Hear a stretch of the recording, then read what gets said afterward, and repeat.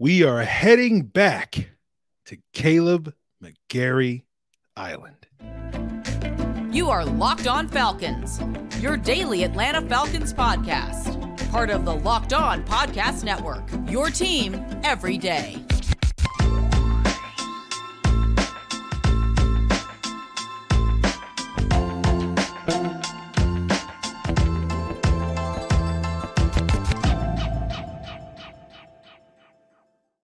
So, guys, you know me. I'm Aaron Freeman, a.k.a. Mr. Drew, a.k.a. Sirius Black, a.k.a. the most humble host of this illustrious Locked On Falcons podcast, your daily Atlanta Falcons podcast, part of a Locked On Sports Atlanta podcast family, your team every day.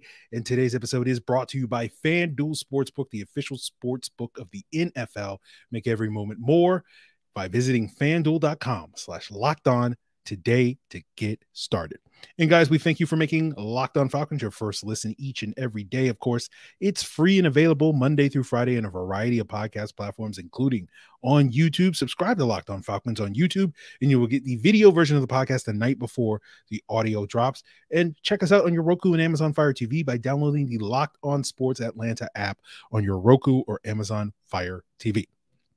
So today's episode, a little bit later, we'll be joined by Locked On Saints host Ross Jackson to discuss David Onyemata and Kaden Elliss and get his insights into those players and what they are bringing to Atlanta, and also what they may be losing in New Orleans, which is just kind of the bonus cherry on top. But today we're starting off talking a little bit about Kaleb McGary, who re-signed with the Atlanta Falcons Tuesday evening.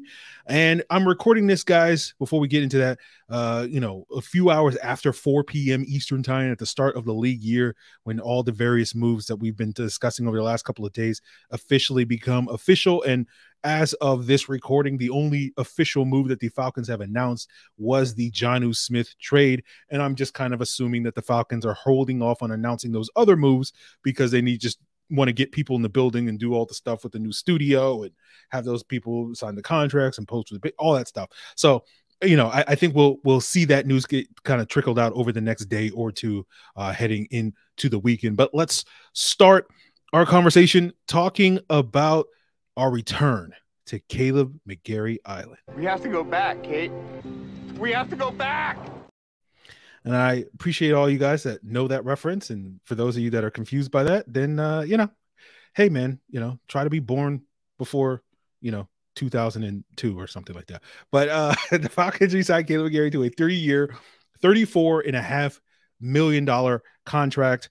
Don't quite know the guarantees yet on that deal, but it is sort of notable to try to figure out what those guarantees are, largely due to what we discussed a couple of weeks ago on the Salary Cap 101 episode here on the podcast, where we basically discussed how once guaranteed portions of contracts kind of expire, most NFL teams, unless the player is playing at a really high level, look to sort of move on from those players. And so it'll be interesting to see with Kaleb McGary, how many years of this 3-year contract are guaranteed based off of the precedent set by the 3-year deal signed by David Onyemata and Bradley Pinion, where both of those guys had the first 2 years of their contracts guaranteed. My suspicion is that this Kaleb McGary deal will break down into a 2-year contract, and then we'll see based off of that. So we've spent a lot of time over the last month plus talking about the potential of the Falcons to get off or stay on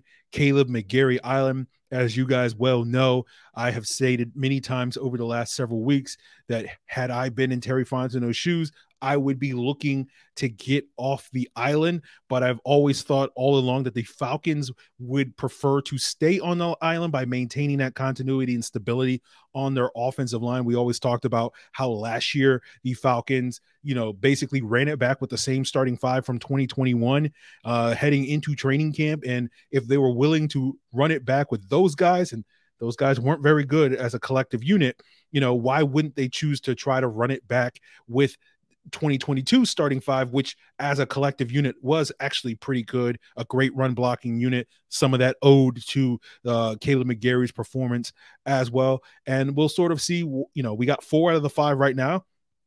We'll see what happens with Elijah Wilkinson, the other remaining free agent for the Falcons starting offensive line, and see if he also returns. But my expectation is that the Falcons will try to bring him back.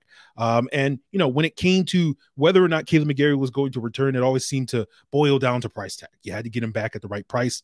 And we saw early in the week with the opening of the legal tampering period, especially on Monday, we saw 2 blockbuster deals for the other 2 sort of top right tackles. It was Jawan Taylor, Mike McGlinchey, and Kaleb McGary were widely considered the sort of the 3 premier right tackles on the market. Jawan Taylor is no longer going to be a right tackle based off of the early reports, because the Kansas City Chiefs signed him to a $20 million a year contract with $60 million guaranteed, and they're expecting him to replace Orlando Brown as their new starting left tackle. Mike McGlinchey went to wherever team he went to, I can't even remember, and signed a multi-year deal worth $17.5 million a year, and over $50 million of that was guaranteed as well. And so it looked like, okay, if this is what the offensive tackle market, and we've been talking, I think we actually started talking about how bad the offensive tackle market and free agency was going to be back during the summer. I think we actually discussed it. It's like, oh, this is a rough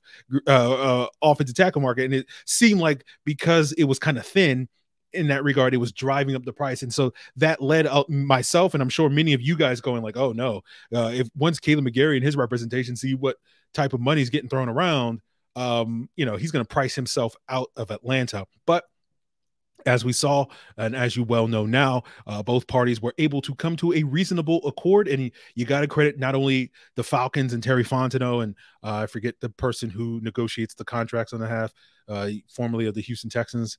I want to say his name is David something, but anyway, and you also have to, credit, McGary and his representation for getting the job done. As they often say, it takes 2 to tango, which I think is often forgotten, from fans and elsewhere when it comes to free agency. They forget the agency part where, the player gets a choice in where he goes and gets a choice in how much money he gets paid as well. It's not just simply the team that decides those things. And so you go back to an episode we did last week where I sort of set my price for Kaleb McGary at like $10 million a year based off of, I think, the Rob Havenstein contract that he signed back in 2018. And, the Falcons were able to get him at $11.5 million a year. So it's in the ballpark, right? I was in the mezzanine, they were in the upper deck. It's, we can wave to each other from where we're standing. So I think the reason you look at it, the upside of this move is you maintain that stability, that continuity on the offensive line, especially on the right side of that offensive line that has been, pretty solid with him and Chris Lindstrom for years. I saw Scott Pioli on NFL Network kind of taking the victory lap earlier this week with the Chris Lindstrom extension, and talking about how Kaleb McGary and him have started to come into his own. And so, while it was probably a little too late for it to sort of save the fortunes of the Dan Quinn era, obviously the Arthur Smith regime is benefiting from, the vision that Thomas Dimitroff and Scott Pioli and all those people had for what this right side of the offensive line could have been. And, I'm sure many of you are not necessarily complaining about, it benefiting the current team as opposed to the past team. But, I think when we talk about Kaleb McGary, and the concern of him was, the central concern was he's had 3 kind of lackluster years and then really came on strong this past year. And, I think a lot of people, myself included, have, discussed a little bit about, is he a one-year wonder? But I think we can be reasonably optimistic that that won't be the case, because we have our optimism and faith and confidence in our very own miracle worker. And that is, of course, offensive line coach Dwayne Ledford, that at least for presumably the next 2 years that we can, think that Kaleb McGary is going to be around in Atlanta, that there will be little to no drop off with Dwayne Ledford sort of lighting that fire under his butt. So that is it for Kaleb McGary. We'll talk a little bit more with Ross Jackson talking about David Onyemata coming up. But I hope none of you guys out there hold it against me that, I tried to swim off the island. I tried to catch the boat off the island, missed the boat. And, I come wading back to shore all soaking wet. And, you're just kind of looking at me like, you tried to get off the island, didn't you? It's like, yeah, I did. You're not really a good swimmer, are you? Like, no, not really. Yeah. You want to come and, get something to eat? It's like, yeah, I could eat. We got some coconuts. All right. Yeah. I'll just eat some coconuts. Stick on the island for a couple more years. So don't hold it against me, guys, in that regard. But we will continue today's episode talking with Ross Jackson of Locked On Saints, talking about David Onyemata and what he will bring to Atlanta. The Manitoba Mauler, I believe, is what Ross will refer to him as. So we'll get into that as we continue today's episode. But first, guys, I want to tell you that since it is beyond the midway point in the NBA season, make sure you check out FanDuel, America's #1 sportsbook. You can download the app. It's safe, secure, and super easy to use. And when you are a first-time user of FanDuel, you get a no sweat first bet up to $1,000. That means you get bonus bets back if your first bet doesn't win, and you can use that to bet on money line, parlay, point spreads, whatever you want. And whether it's NBA, XFL, NFL draft props, whatever you want, FanDuel has you covered there. So make sure you take advantage of that no sweat first bet up to $1,000 in bonus bets when you go to FanDuel.com/lockedon. That's FanDuel.com/lockedon to learn more. Make every moment more with FanDuel, an official sports betting partner of the NBA. All right, everyone, we are back with another illustrious guest. He is none other than Ross Jackson, the host of the Locked On Saints podcast. And I suspect Ross may be making several visits here to the illustrious Locked On Falcons podcast this offseason to talk about ex-Saints that have signed with the Atlanta Falcons. And today we're going to be talking about David Onyemata of the New Orleans Saints, one of the newest Falcons to sign with the team. We expected a little bit of a defection from New Orleans defensive line and their front seven to Atlanta, and we got that earlier in the week with David Onyemata signing. And Ross, I just want to sort of jump right into it. What's sort of the general skinny that you can give us on what David Onyemata will potentially bring to the Atlanta Falcons?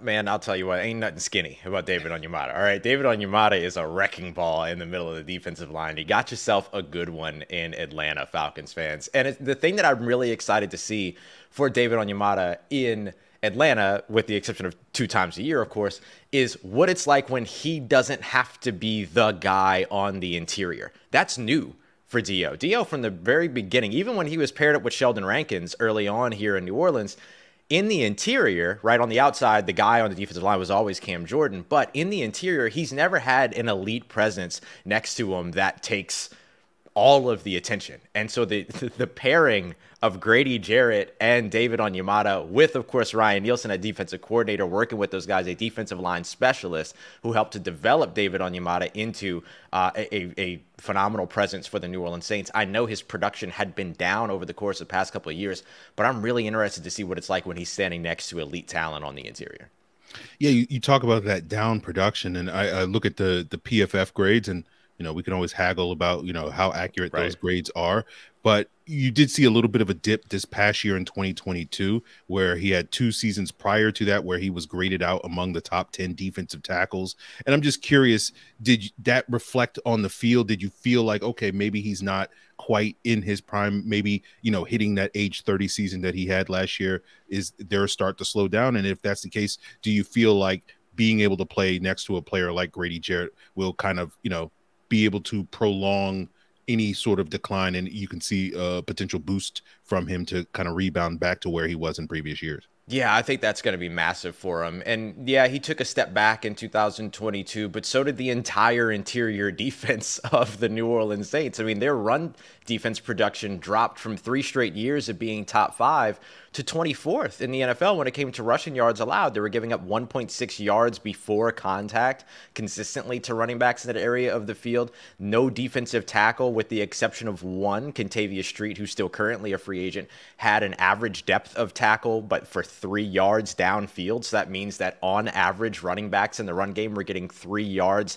of, they were gaining 3 yards beyond the line of scrimmage before they were making those tackles. And so I think the entire interior took a step back. That's not specific to just David Onyemata. And I think a part of that could be the sort of split focus that all of a sudden Ryan Nielsen had to take. He went away from being just a defensive line coach to being a co-defensive coordinator. So for a guy like David Onyemata, all of a sudden he's got the voices of 3 different guys in his ear between the 2 co-defensive coordinators and, of course, Dennis Allen, who is the defense, right? And so I think that might have had a little bit of an impact. We saw him really start to come on later on in the season. That's been a little bit of a trend for him over the course of the past few years. Yes, there were a couple of years where he missed games early on because of suspensions and things like that. But even still, when he's been available, it's taken a little bit of time for him to sort of ramp up, if you will. But those are all things that I think get helped massively being right next to Grady Jarrett, who's going to take up the double teams, that's going to get the interior attention, that's going to get those ace blocks, those duo blocks, those things that are going to allow David Onyemata those one-on-one opportunities, as well as, of course, the guys on the edge as well.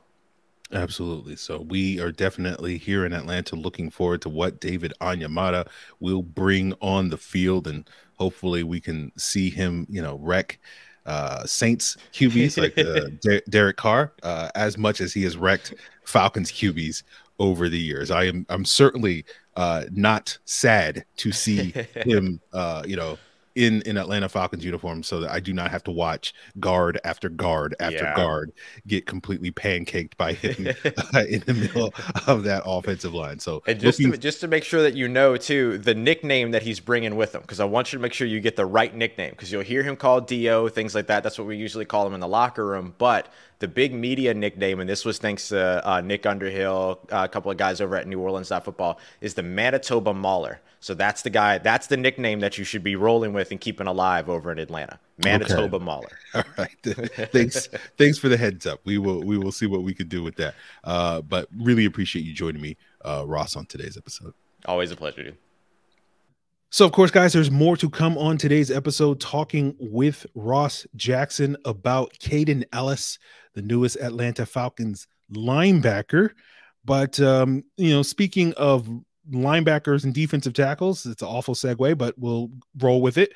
The Georgia Pro Day was on today, and if you want to find out more on a certain defensive tackle, high profile defensive tackle in Jalen Carter, get the lowdown on what went on at the Georgia Pro Day by checking out Locked On Bulldogs, or you can check out Locked On Sports Atlanta, all part of the Locked On Podcast Network, your team every day.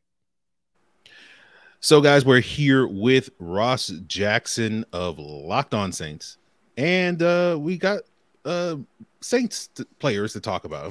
Such a surprise that the New Orleans Saints players are defecting to the Atlanta Falcons, and we're talking today about Kaden Elliss, the newest Atlanta Falcons linebacker, formerly of the New Orleans Saints. And the thing about Kaden Elliss was he kind of quiet the first couple of years in New Orleans, kind of a special teams guy, a reserve player. And then all of a sudden, midway through 2022, Kaden Elliss gets a chance to step in for an injured Pete Werner and explodes into basically one of the top linebackers in the NFL. And I'm sure Saints fans are sort of now hoping with Kaden Elliss, defecting a little bit to the east to Atlanta, that 8-game stretch at the end of the year was just a mirage. But I'm curious, had he stayed in New Orleans, would you be expecting what we saw in the second half of 2022 to be something that you would realistically expect from Kaden Elliss continuing moving forward in New Orleans? I don't think you would have had the same expectation, but that doesn't come down to Kaden Ellis's talent. This guy deserves a starting role. He wouldn't have had one in New Orleans. That's why he wouldn't have that's why you would have seen sort of the production not matched, is that he might not have hit the field in New Orleans if Demario Davis and Pete Werner, the guys ahead of him, stayed healthy, right? And so Kaden Elliss got this massive opportunity to show everybody who we all kind of knew who he was coming out of Idaho, watching him test and all the incredible stuff that he did. Demario Davis called him the best kept secret of the NFL, which is really high remarks coming from a guy that was formerly the best kept secret in the NFL, right? And so, so I look at it, and I kind of look at it both ways, is that yes, he is a remarkably productive player, 7 sacks in that season, improved as a coverage guy. We watched that process take place throughout training camp last year up until he finally got his opportunity to be out there. Great in the run game, good scraper, moves laterally, gets sideline to sideline, but can also bug the quarterback for you if you need him to as well and come in and get those sacks. And so for all of that, New Orleans Saints fans should have wanted to keep him in New Orleans. We're absolutely justified in keeping him in New Orleans, but he wouldn't have had the same level of production in New Orleans without those opportunities. Now at Atlanta, he gets those opportunities. So I don't think it's going to be a mirage, but I do think that had he stayed in New Orleans, you wouldn't have had the same expectations that you have with him now getting a starting role elsewhere. Yeah, and with Kaden Elliss, I think the thing that stands out the most about him is that pass rush production stemming from his time purely as a defensive end, edge rusher, whatever you want to call it, in college at Idaho. But I am curious, beyond that, the run ability, the run defense, the coverage ability that you sort of already mentioned. What are some of the other elements that he can potentially bring to the field for the Atlanta Falcons? And, do some of those other elements, can he impact on all three downs, or is it primarily just kind of a third down role for him? Yeah, no, I mean, he could be a 3-down linebacker for you in Atlanta for sure. And I think the thing that makes that possible for him is that not only did he play edge rusher at Idaho, he played, coverage linebacker. He played safety. He took snaps at 3-tech at nose tackle for Idaho because you know how those small programs go. Sometimes you just got to get somebody to take the snap. And so he's done a lot. And if I recall correctly, he also has played quarterback before too in his past. And so, I mean, I think you just look at him as a guy that is an all-around linebacker that still has room before he hits his ceiling. I mean, he still has development potential ahead of him. And a guy like Ryan Nielsen, who's very familiar with him, who's been with him since he was drafted, knows exactly what it is that Kaden Elliss is and can be, and is going to get the absolute best out of Kaden. And so I think you get sort of somebody that could be that all-around, I don't want to call him master of none because his pass rushing production is so good, but you look at him as excelling there and then also being solid to serviceable in coverage, in run defense, and being disruptive, all of those pieces.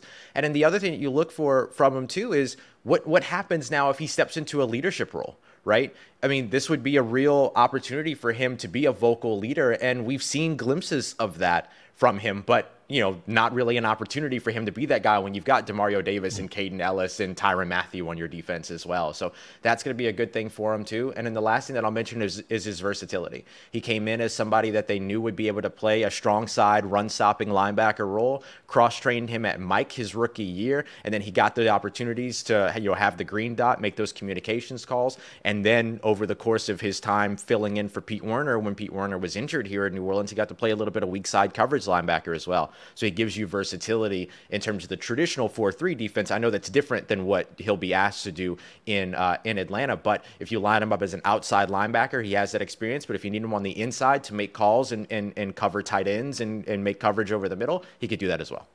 Absolutely. So looking forward to what he can bring here to Atlanta. And Ross, I have a feeling that you may be back on this podcast in the next couple of days. You mentioned, I think, Kentavious Street, but I have a strong feeling that Kentavious Street seems to follow wherever Ryan Nielsen goes from NC State to New Orleans. So I feel like at some point we'll be talking about Kentavious Street, and we'll see what other New Orleans Saints will be talking about potentially on Locked On Falcons. But let the people know what you are talking about on Locked On Saints in the coming days and weeks. Well, a big part of it is recovering from the defensive exodus right now. How do the New Orleans Saints rebuild their defensive line so that when they travel to Atlanta or Atlanta comes to them, guys like Tyler Algier and other running backs that they could potentially add this offseason, and of course Cordell Patterson, who's given them fits year after year after year, don't just run all over them again. So that's a big part of what the New Orleans Saints need to recover from while they continue to rebuild their offense. Can Michael Thomas stay healthy? We'll see, but he'll certainly be back in the black and gold. And how do they continue to align the weapons with Derek Carr here in New Orleans all throughout. So we'll be breaking down all of that, looking ahead to the draft, everything over on Locked On Saints. Absolutely. Looking forward to that, and looking forward to future guest spots here on Locked On Falcons. I just enjoy seeing the look on your face, Ross, as you have to talk glowingly about ex-New Orleans Saints. Hey, look, man, what they could do in Atlanta. I will always give an honest representation of these players. I'm not going to come in here and say because they're not New Orleans Saints anymore that they're no longer going to be good. Like, these guys were good, and there's no reason to expect that they won't be moving forward. And these are guys I've gotten to know personally as well, and so I'm excited to see their successes as they move forward, regardless of where they're playing and regardless of what jersey they're wearing. Absolutely.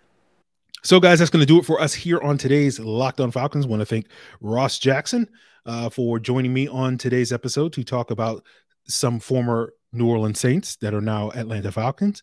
I suspect this probably won't be the last time we will have Ross on this podcast over the next couple of weeks to talk about a former Saints player that is now an Atlanta Falcon, but we'll see how that goes.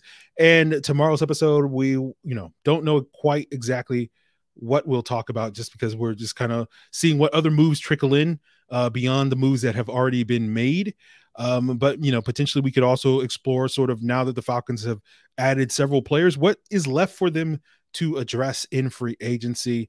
I know a couple of people have sort of asked me that, sort of, who do you want? Who do you expect? What else do the Falcons need to fill? So that may be a topic that we can potentially explore on tomorrow's episode. I'm sure we'll also be joined by guests from Locked On Bengals or Locked On Titans to talk about Jesse Bates, Jonnu Smith, respectively.